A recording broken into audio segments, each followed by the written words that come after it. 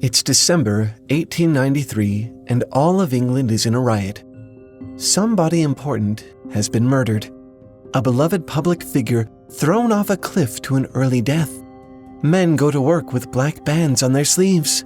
Newspapers and magazines fill their pages with his obituaries. A sense of sorrow and loss permeates the country. Who could it have been to stir such a response in the masses? A member of the royal family? A famous artist? One of the world's great beauties? You'd think so. But no, it's none of these. Today marks the death of the foremost criminal expert in all of London, and perhaps the world, Mr. Sherlock Holmes. And as such, there can only be one person responsible for the crime. Oh no, not Professor Moriarty, Holmes's nemesis. That's who killed him in the fiction. But the true death of Sherlock Holmes? The end of all his stories? The culprit, of course, must be none other than Holmes's very author, Sir Arthur Conan Doyle. At this very moment, he's sitting in his study, the villain of the hour, surrounded by growing piles of letters from livid fans. This man, who had written the fictional detective into existence a whole 6 years earlier, has now brought his creation to an end. A murder, yes, but a necessary one. Still a young writer, he's happy to be done with it, eager to move on to bigger and better dreams. No longer will his monstrous creation hold him captive. His creativity, his time, his ambitions are once again his. Or so he had hoped. Holmes's body will never be found, not in the story and not in the metaphorical sense, because under the immense pressure of an insatiable public, Doyle finds it hard to nail shut the coffin, bury the corpse. The idea refuses to die. Even after its death, it wants more and more. And before long, Holmes makes a surprising return to his public from beyond the grave. But where now is Doyle? A strangely frightening story, but far from unique. This isn't just the tale of Doyle and the monster he created with Sherlock Holmes. It's the story of creatives the world over and what happens when their creations outgrow them.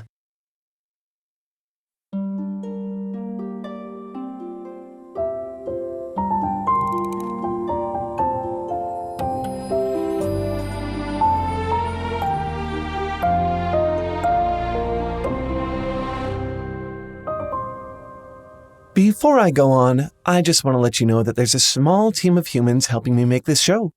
I'm just the talent, but it's really these amazing people who make what we do here possible. And there is so much they're chomping at the bit to create on this show. From weird experimental videos to extremely niche topics to animations to interactive video game experiences, there's so much they'd love to try making. And if just 1% of our viewers were to contribute 1 cup of coffee's worth on our Patreon or here on YouTube memberships, I mean, at that point our humans could make pretty much anything they wanted to. So, if you love Foundry and you want to see us try some new things, definitely consider supporting our humans at patreon.com/TaleFoundry or by clicking the join button beneath this video. Thanks so much to everyone who does. You have our love. Ideas are deceptive. Although they can become larger than just about anything, they usually start quite small.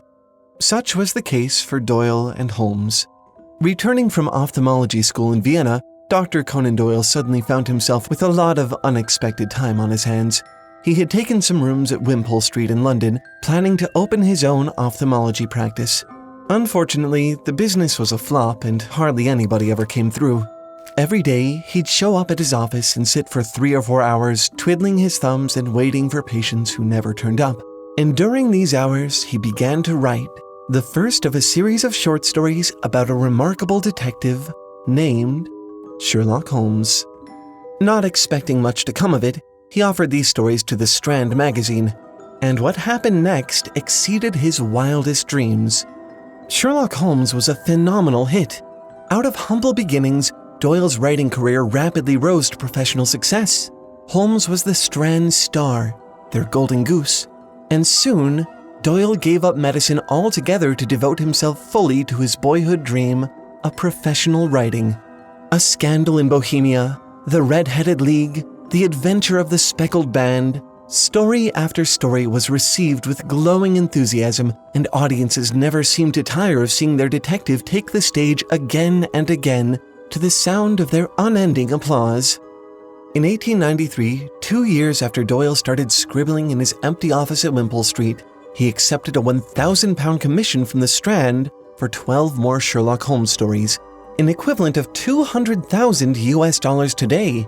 Money, fame, a steady career. Doyle was rapidly becoming one of England's most popular magazine authors of the time.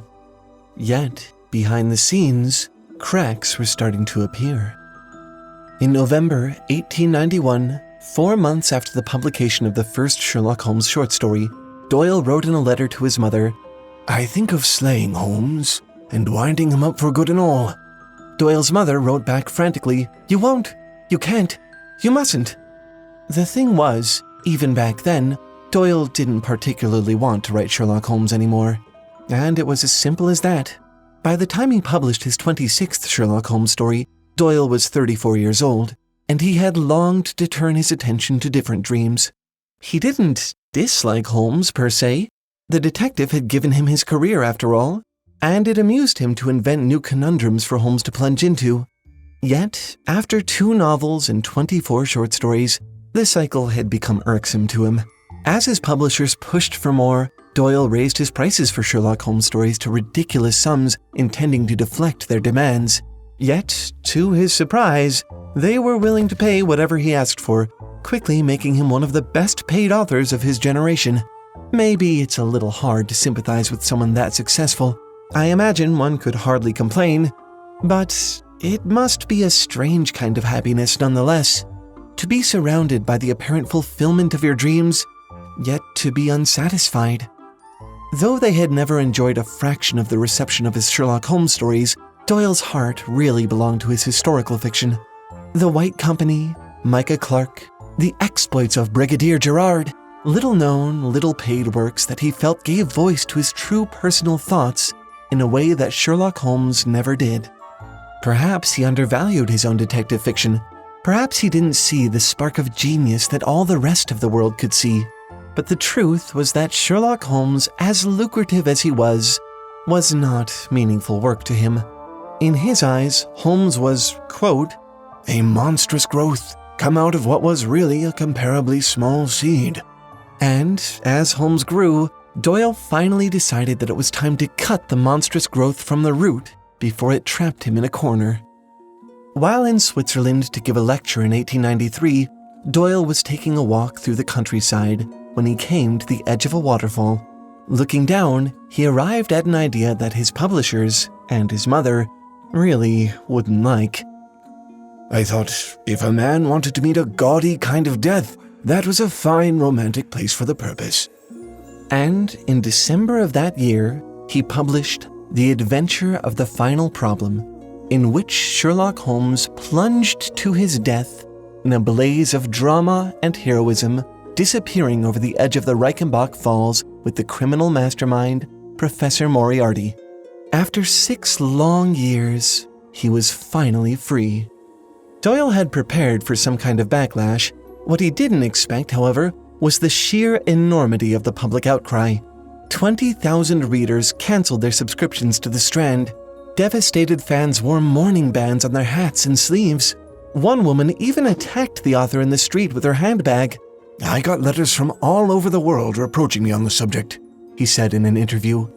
"One, I remember, from a lady whom I did not know, began, 'You beast.'" It was as if he had actually murdered a real person. Doyle had created Holmes, but now, just when he was ready to move on, it was like he wasn't in control anymore. His mother, his publishers, his fans. Through bribes, threats, and tears, everybody wanted Holmes to come back. Money, social approval, public opinion, these all sound like empty words, things that only a shallow person driven by timidity, greed, and inertia would let influence their decisions. Just stop if you want to stop, we might say to Doyle. But when you're really in that boat yourself, rowing against that powerful tide, the view is different. I promise. It doesn't look so simple anymore. It makes you feel powerless. It makes the creator feel like a pawn. That's one of the hardest things about creative projects. We give our time, our life to them. We dream of their success. But when what was a small seed becomes a monstrous overgrowth, is the decision still fully up to you? The pull of an ongoing monstrous project is a more common experience for successful writers than you might think. George R.R. Martin has the glacially progressing Game of Thrones series, whose lack of conclusion readers have been impatiently complaining about for decades. Patrick Rothfuss has the unfinished but wildly successful trilogy The Kingkiller Chronicle. Fans stalk and harass him online, criticize him for spending time playing a video game in the evening or even hanging out with his kids. They say, do what you love and you'll never work a day in your life. But I think we often ignore the fact that when you do what you love for a living, it becomes your job. It's an uncomfortable truth. In exchange for the ability to spend the majority of our time doing the type of work we want to do, what was pure art at the beginning becomes, for many artists, tied up with worldly, practical forces. We begin without expectation or attachment, aspiring, bright, and hopeful. But the more success we enjoy, the closer to our dreams we climb, often, the more strings tie us down. Maybe you have collaborators, bosses, promised deadlines, expectant fans, financial concerns, and business associates depending on you to deliver the next product. Your audience becomes both your boss and your customer. The art becomes a product, and monetary incentives, reputation, social opinion, convenience, caution, and practicality become inescapably entangled with your creations and your life. It's a difficult position to understand unless you've been lucky enough to be in it yourself. I mean, it seems obvious that you can always simply stop, I suppose. If you don't want to give anymore, then don't. Sure, leave everything behind and live in the woods if you want. But the truth is, most people don't have that in them. When you've built your entire career on a creative project that feels like such a big part of your life, it feels as if you can't just stop. In the same way that a lawyer, an accountant, a car salesman can't simply stop doing what they do. In 1893, Doyle killed Sherlock Holmes.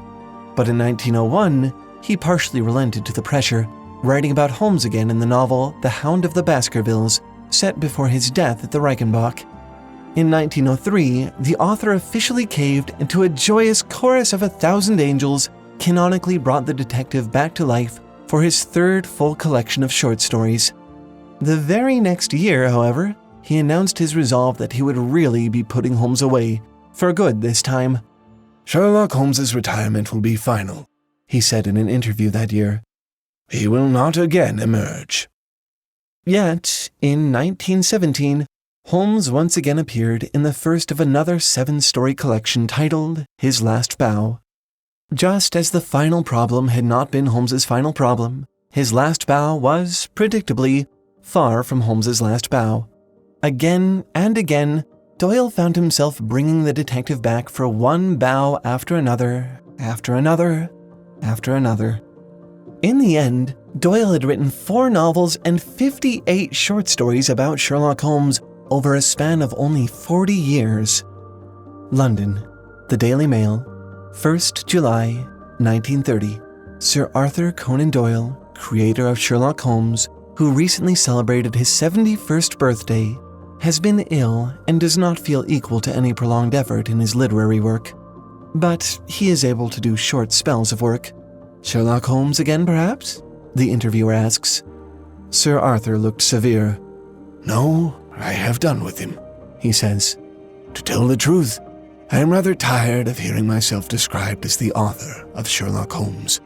6 days later, on July 7th, the papers published the news. Conan Doyle, creator of the iconic Holmes, has passed away. As the newspaper The Daily Herald puts it, Sir Arthur Conan Doyle is dead. Long live Sherlock Holmes. No one riots. No one is wearing black bands at work. No one is being beaten with a handbag. "I am very sorry to lose him," the playwright George Bernard Shaw remarked dryly to the press. "But, after all, he has made good his escape from this miserable world. We all dream of creating things that outlive us, of leaving something important and meaningful behind in the world. But what a strange thing to be remembered and admired for something which was such an ambivalent nuisance to you. The world got what it wanted. We got Sherlock Holmes. But what did Doyle get? Was it worth it for him? He lived an adventure. He had a smashing career. He made it successfully from one end of life to the other. But he was never able to make a name for himself with the work that he truly wanted to do. He never fully escaped from his monstrous project. In life and in death, he would be known as the author of Sherlock Holmes. Doyle was a believer in spiritualism in the afterlife. "The reader will judge that I have had many adventures," he said a few days before his passing. "The greatest and most glorious of all awaits me now."